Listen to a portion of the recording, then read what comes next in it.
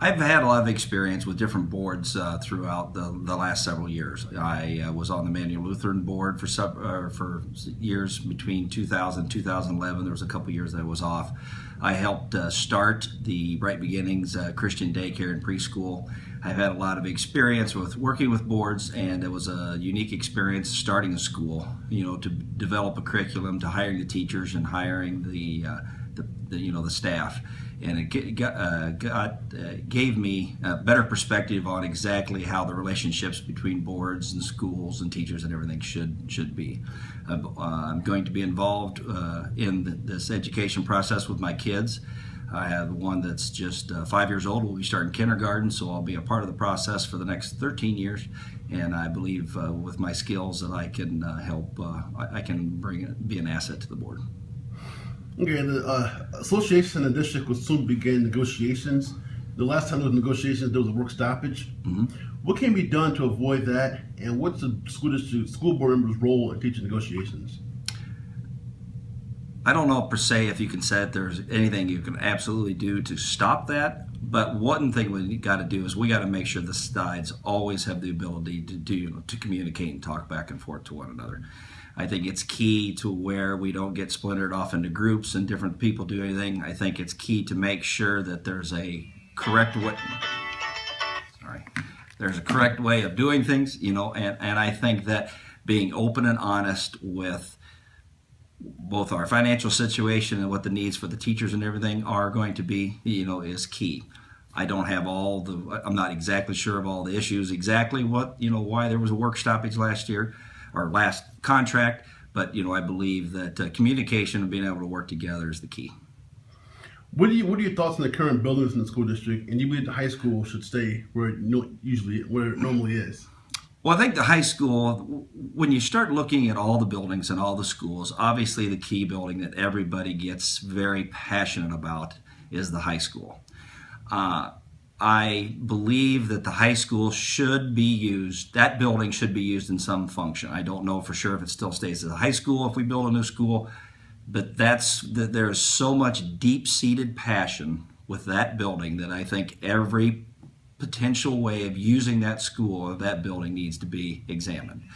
Using all the old buildings, all the other buildings there, a lot of the things come down to is a issue of cost.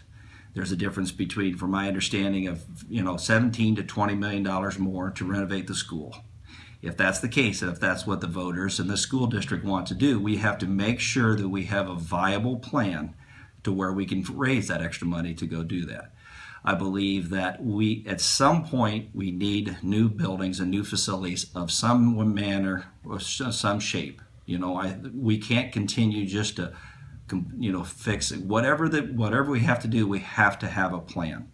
We've really kicked the can down the road for too long, for too many years, and it's a tough decision. It's going to be a decision that needs everybody's involvement, not just the 30 or 40 people who've come to the meetings. We need to have a bigger involvement with the community, because whether it's 30 million, 50 million, 60 million, 80 million, 100 million, whatever it is, it's a sizable amount of money that's a long-term investment for our kids. In the end, we need to make sure that we have functional buildings that makes everybody say the school association is one of the best in the areas. What can be done to improve communication between teachers, school officials, and the board? Again, not knowing exactly what the issues were in the past, I can't say what happened wrong. I just believe the school board members need to be at least involved to the fact that they understand what all the issues and everything were at the school. One of the things we have to make sure we do is we don't cross what everybody's jobs are. I believe the teachers are, made to teach. The superintendents and principals are made to, administer to those things, and the school board is made to govern. Too many times, if we get in trouble, I think when those roles are blurred and they don't do what they need to do.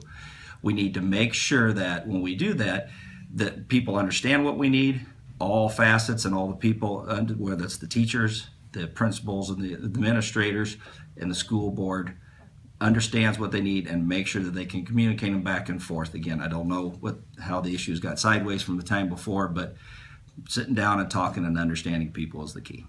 Okay, and my final question is, state budget cuts could mean reduced funding for Dixon schools, If that happens, budget decisions could be made by the board.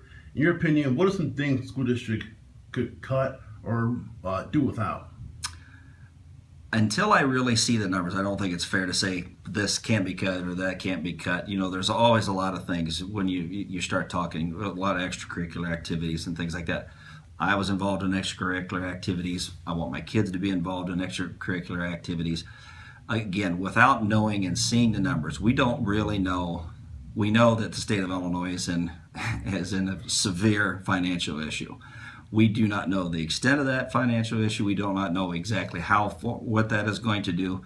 The last budget, as I see it, there was supposed to be an increase per se in the amount of funding for schools. Again, when we are so far in the deficit in the state of Illinois, I don't know exactly how we can be increased when everything else that needs to be cut. So without knowing, without seeing the budget, without knowing exactly what it is, what areas bring us money in, what areas don't, what areas are, how many children are affected by each one of those, I don't think it's appropriate or what I should be doing saying I would cut this or not cut this.